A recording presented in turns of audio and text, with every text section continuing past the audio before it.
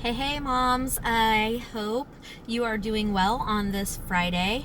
I am actually making this video as requested from my car as I am waiting for Jordan because he is doing his thing today, and you never know exactly what time they're going to get out. So I kind of have a rough estimate about what time if I have the car, and then he gets here whenever he gets here. So this video is being made from my car today. Woo woo!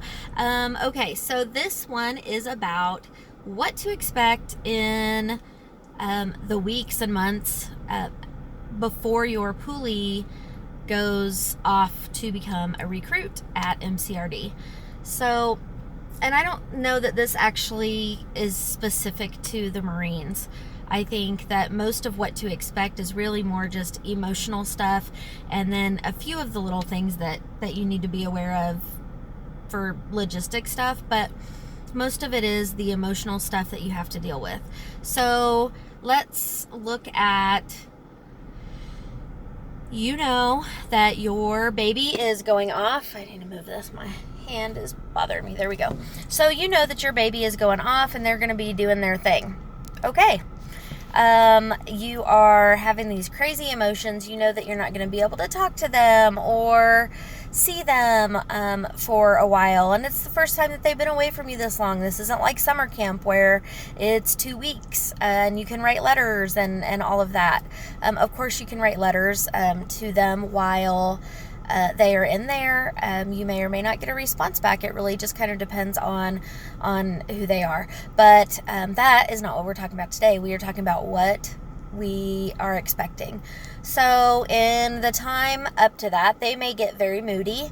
They too are going through a lot of emotions. So they might be getting really excited. They might be getting nervous. They might be having second thoughts.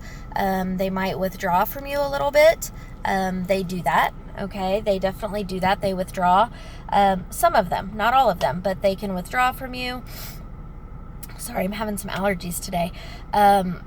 They can withdraw from you a little bit because they're like, okay, I need to cut this cord, cut these apron strings, and I'm going to get out there on my own.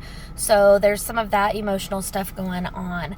For yourself, you might be feeling all kinds of crazy emotions. It's going to be a roller coaster up and down. You may have a time where you just break out crying for no reason, or you may get really angry for no reason.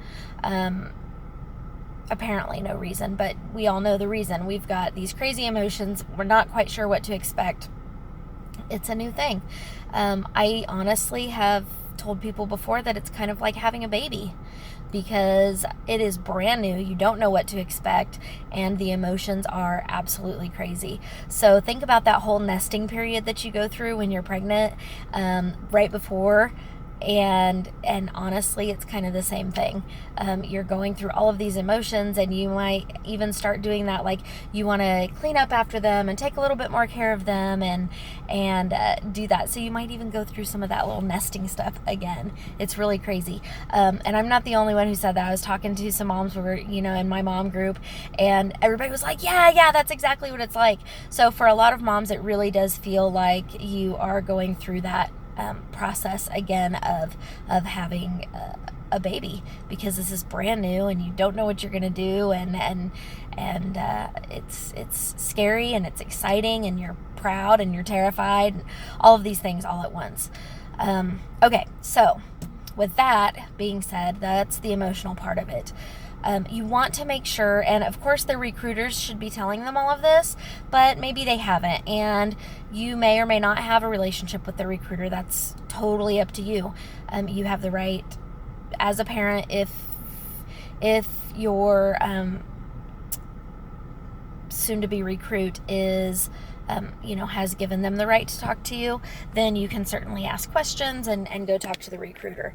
That is totally not off limits at all. Let's see. Okay, so when they leave, all right, when they leave and they're going down to MEPS, okay, for that last time before they actually ship out. So this is the night before.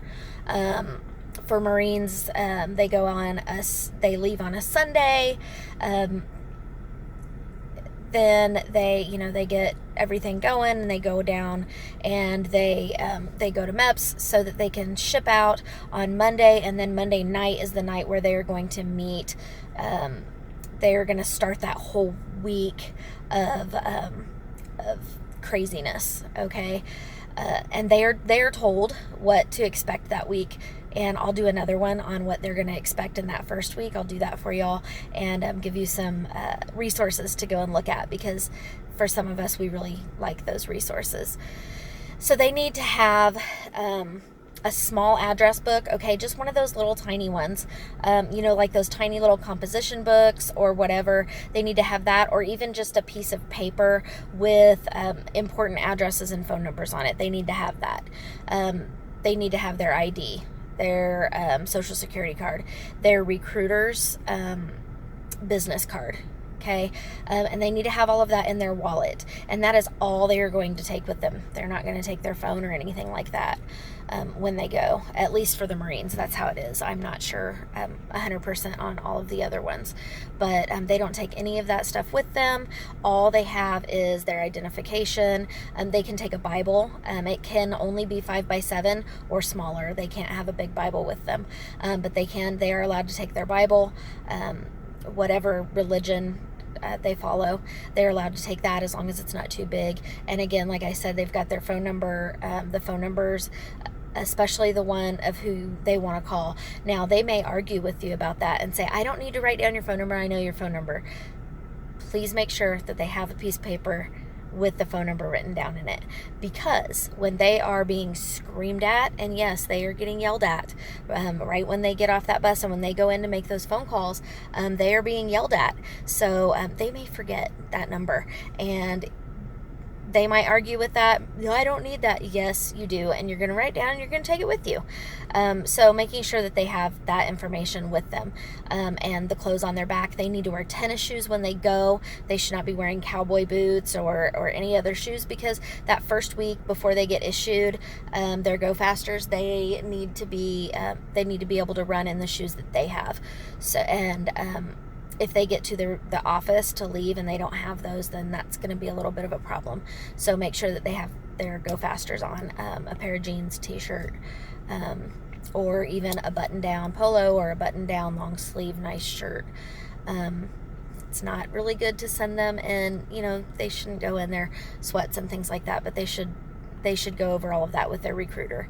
Ultimately, they're grown-ups now, so if they argue with you about something,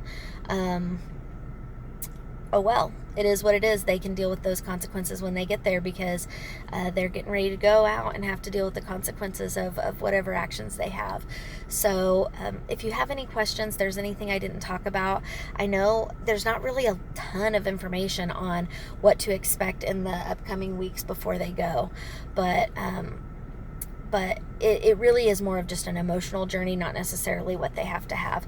So I hope I provided you guys with the information that you're looking for, and if I didn't, let me know, and I will get it to you. Let me know other videos that you would like to see, or other informational pieces. I would love to do that. Not always from my car, but it does give me something to do when I'm sitting here waiting for him. So love you guys. Talk to you later. Mwah.